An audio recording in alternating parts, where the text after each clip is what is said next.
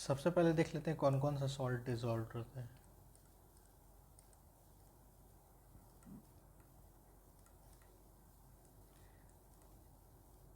तो सबसे हाईएस्ट जो दो सॉल्ट है वो देख लेते हैं, ठीक है। पहला रहता है क्लोरीन, सेकंड रहता है सोडियम। बहुत इसका कुछ देखिए 18.97 और ये रहता है 10.47 ग्राम्स पर केजी। अगर 1 किलो पानी लेंगे तो उसमें इतना वज़न निकलेगा क्लोरीन का और इतना वज़न निकलेगा सोडियम का। पानी कहाँ से लेंगे? ओशन वाटर, ठीक है। चलिए, इसमें तो कोई डाउट नहीं है। अच्छा, एनसीईआरटी में एक फैक्ट दिया हुआ है, वो जानना ज़रूरी हो जाता है क्योंकि एनसीईआरटी में दिया हुआ है। तो कौन कौन सा वाटर बॉडी है जिसमें हाईएस्ट सैलिनिटी है?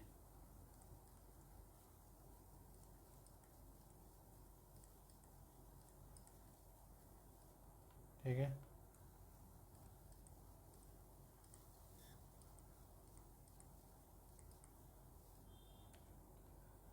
पहला है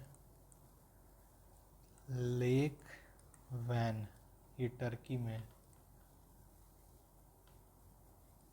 ये ऑलमोस्ट 330% सलाइन है, ठीक है। ऐसे इसको, ये जो साइन है इसको पार्ट्स पर मिलियन या पीपीटी बोलते हैं। देख लीजिए, एक बार चेक कर लीजिए, हम थोड़ा कंफ्यूज हो रहे हैं। पीपीटी, ये आप देख ही लीजिए पीपीटी, ठीक है। चलिए सेकंड वाला देख लेते हैं। डेड सी है, ठीक है। ये है 238,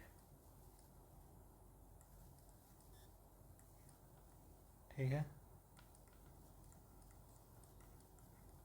थर्ड है great salt lake,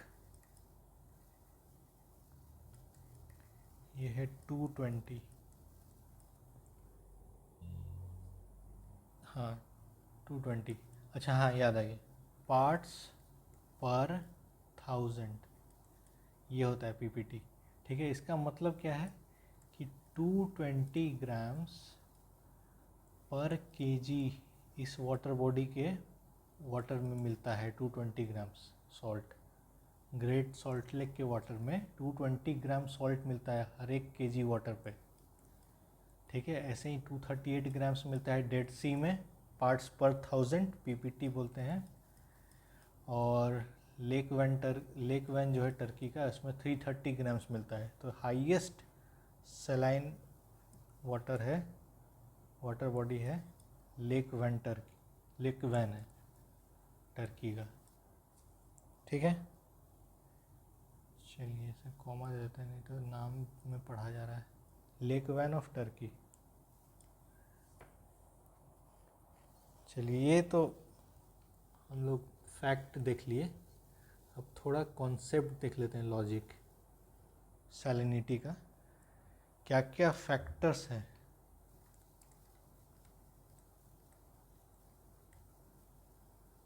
affecting salinity?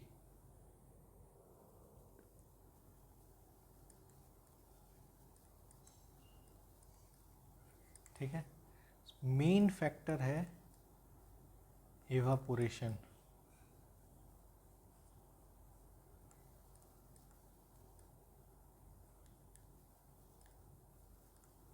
ठीक है। ये मेन फैक्टर है, बाकी सब फैक्टर थोड़ा थोड़ा अफेक्ट करता है, पर मेन फैक्टर यही है, इवापोरेशन, ठीक है। अब इसमें क्या होगा, जैसे देखिए टेम्परेचर बढ़ा तो इवापोरेशन बढ़ेगा, ठीक है।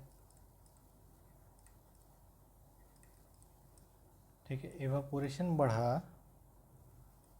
तो क्या होगा, पानी अगर यहाँ जैसे ये मान लीजिए ऐसे इसमें सॉल्ट है, ठीक है, सॉल्ट ऐसे मिक्स है ये ओशन में, अब गर्मी के कारण ये पानी जो है एवापोरेट कर गया, तो सॉल्ट का सैचुरेशन तो ज़्यादा हो गया ना, तो सैलिनिटी बढ़ेगा। समझ गए? अगर एक गिलास पानी है, ये एक गिलास पानी है और इसमें हम लोग 10 ग्राम नमक डाले हैं, 10 ग्राम्स ऑफ सॉल्ट, ठीक है, और ये आधा गिलास पानी है, गिलास सेम साइज़ का है, इसमें भी 10 ग्राम नमक डाल दिए हैं, 10 ग्राम्स ऑफ सॉल्ट, तो ये ज़्यादा सलाइन होगा कि नहीं होगा? सलाइन होगा। यही कॉन्सेप्ट है यहाँ पे कि एवापोरेशन के कारण पानी कमता है और तो सैलिनिटी बढ़ जाता है। मेन कॉन्सेप्ट यही है, बाकी सब फैक्टर छोटा छोटा फैक्टर है, पर मेन फैक्टर यही है, प्रेसिपिटेशन, एवापोरेशन और प्रेसिपिटेशन। अब जैसे यहाँ अब जैसे ये भी समझ ही लीजिए, इसी को समझा देते हैं पहले।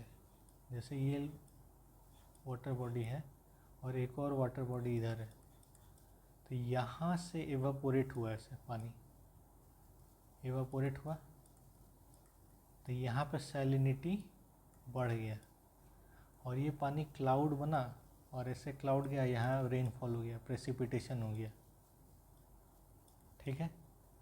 प्रेसिपिटेशन जैसे हुआ तो यहाँ का सैलिनिटी घट गया ना, क्योंकि यहाँ पानी बढ़ गया, नमक तो उतना ही है। मेन फैक्टर समझ में आ गया, evaporation and precipitation.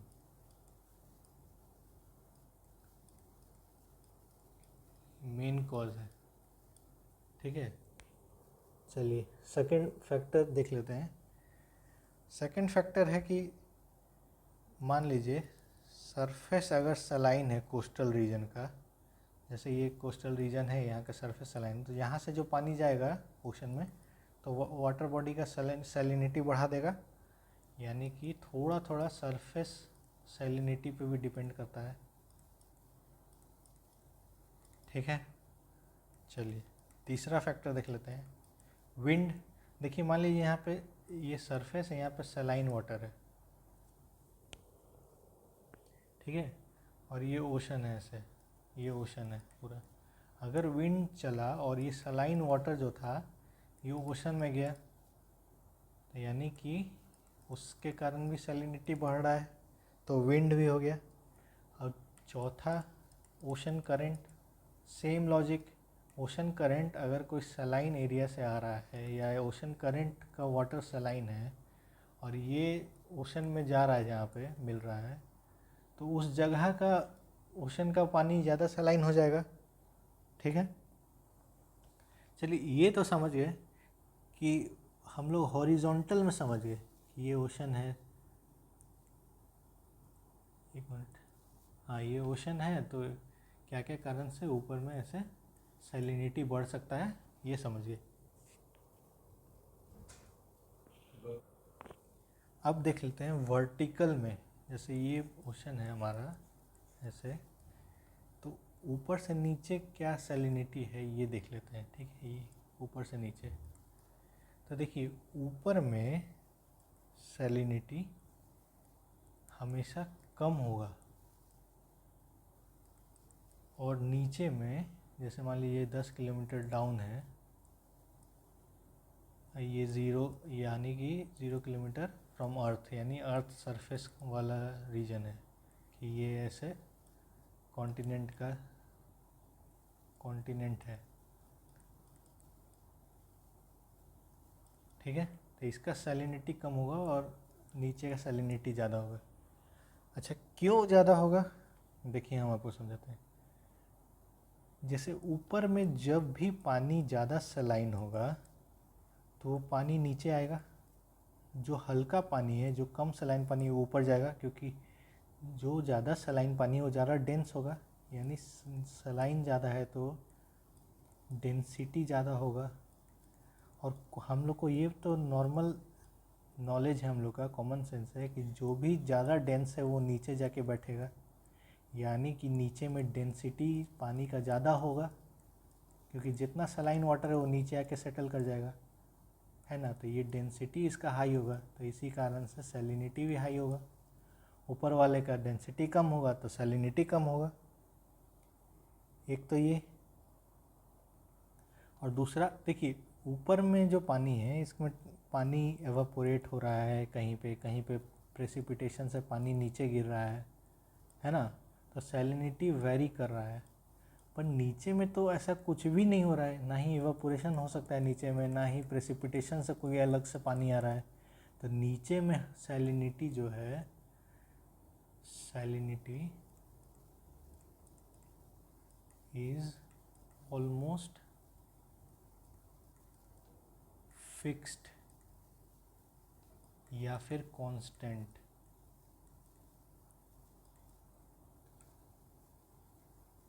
Under ocean. ठीक है, चलिए ये क्लियर हो गया। यही मेन इम्पॉर्टेंट टॉपिक था अभी ओशन का। अब एक छोटा सा टॉपिक बचा है, टाइड्स और वेव्स, ओशन करंट।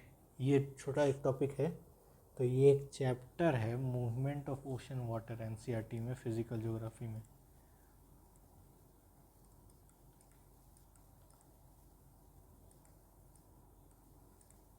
ठीक है, इसको होमवर्क है आपका कि इसको पढ़िए खुद से। ठीक है, टाइप्स ऑफ ओशन करंट पढ़िए, टाइड्स के बारे में पढ़िए, टाइड्स, वेव्स, छोटा सा एकदम चैप्टर है, और ओशन करंट, ये तीनों के बारे में पढ़िए और फिज़िकल ज्योग्राफी ख़त्म कर दीजिए। ठीक है, बस इतना ही है। हाँ, कुछ मेजर ओशन करंट्स है जिसका नाम है कुछ कुछ, तो अगर आपको ज़रूरत लगेगा तो कमेंट करके बताइएगा, तो हम उसका नाम का एक वीडियो बना देंगे, क्या क्या किस किस ओशन में क्या क्या ओशन करंट है, वार्म और कोल्ड, ऐसे करके एक टेबल टाइप का बना के आपको बता देंगे अगर आपको ज़रूरत है तो। उसका कितना बेनिफिट है देखना होगा हम लोग को, कि प्री में तो खैर हमको नहीं लगता है कि बहुत ज़्यादा बेनिफिट है, मेंस में थोड़ा यूज़ कर सकते हैं इस चीज़ को। ठीक है, तो जैसा भी होगा कमेंट में बताइए, और अगर वीडियो अच्छा लग रहा है तो लाइक कर दीजिए, सब्सक्राइब कर दीजिए, दूसरे लोगों के साथ शेयर कर दीजिए। कोई सजेशन है इम्प्रूवमेंट के लिए या कोई डाउट है तो कमेंट करके पूछ लीजिए। चलिए, थैंक यू, मिलते हैं नेक्स्ट वीडियो में।